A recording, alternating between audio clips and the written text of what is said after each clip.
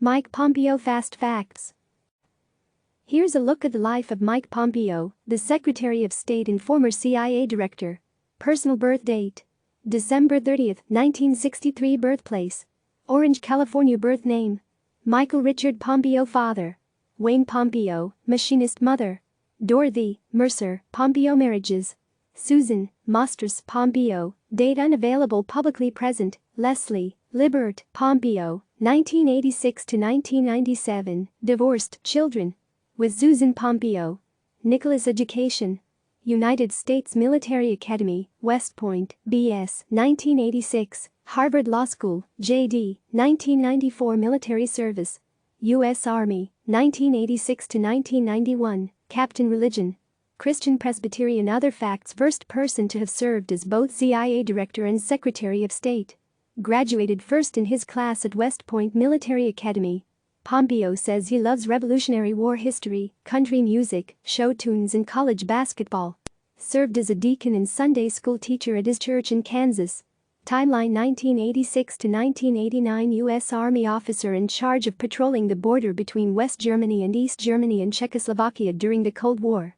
1994 to 1996. Joins the Washington law firm of Williams and Connolly as a tax litigator. 1998. Co-founder of Thayer Aerospace, an aerospace manufacturing company founded with two classmates from West Point.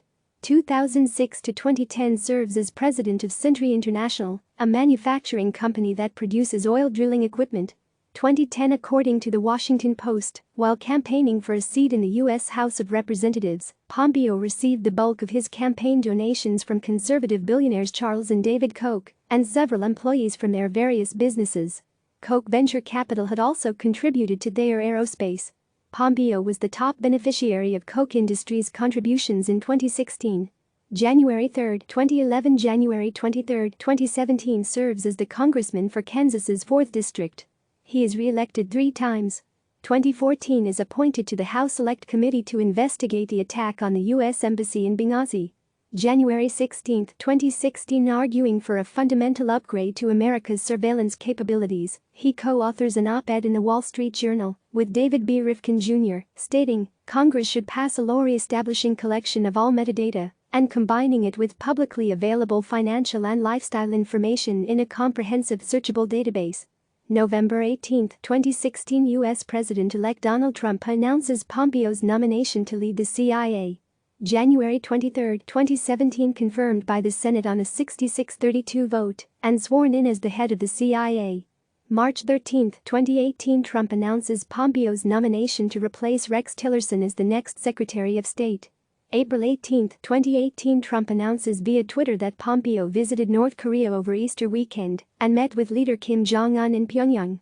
April 26, 2018. Confirmed and sworn in as the 70th U.S. Secretary of State. May 7 to 10, 2018. Pompeo heads back to Pyongyang to finalize the agenda for the upcoming summit between the United States and the Korean Peninsula. 3 detained Americans, Kim Dong-chul, Kim Hak-song and Kim Sang-duk, also known as Tony Kim, are freed and arrive back at Joint Base Andrews with Pompeo, where they are greeted by Trump and First Lady Melania Trump on board the plane. May 30, 2018. Pompeo meets with senior North Korean official Kim Yong-chol in New York, ahead of the proposed summit between Trump and North Korean leader Kim Jong-un. Kim Yong-chol is the most senior North Korean official to visit the United States in 18 years. June 12, 2018. Trump and Kim meet in Singapore, marking the first meeting between a sitting U.S. president and a North Korean leader. July 9, 2018, makes an unannounced visit to Afghanistan and meets with Afghan President Ashraf Ghani. October 7, 2018. Meets with Kim in Pyongyang in preparation for a second summit between Trump and Kim.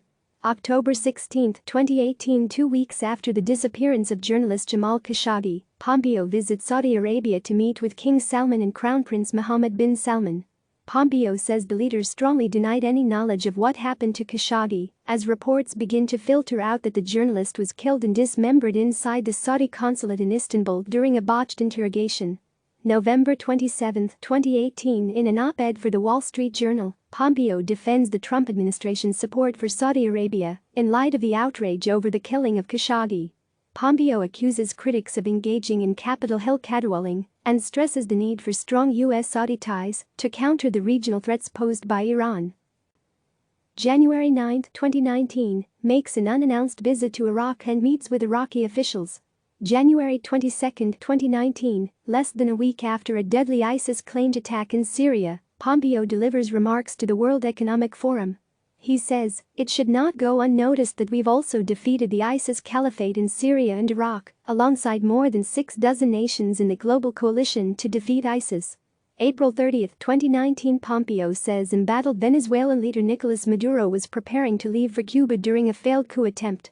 According to Pompeo, Russia intervened and convinced Maduro to stay. June 13, 2019, Pompeo blames Iran for an attack on 2 oil tankers in the Gulf of Oman, declaring that the assessment was based on intelligence. July 7, 2019, in a Wall Street Journal op-ed, Pompeo announces the creation of a new committee, the Commission on Unalienable Rights. The committee will examine the definition of human rights. Pompeo says the phrase has grown vague since the United Nations adopted the Universal Declaration of Human Rights in 1948. September 27, 2019, Pompeo is subpoenaed by 3 House committees for failure to produce documents relating to Trump and associates' reported efforts to pressure Ukraine into assisting with Trump's re-election. On October 4, he fails to meet the subpoena deadline.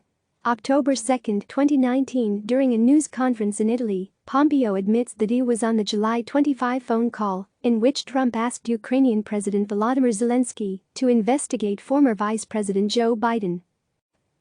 Click subscribe to receive the latest news.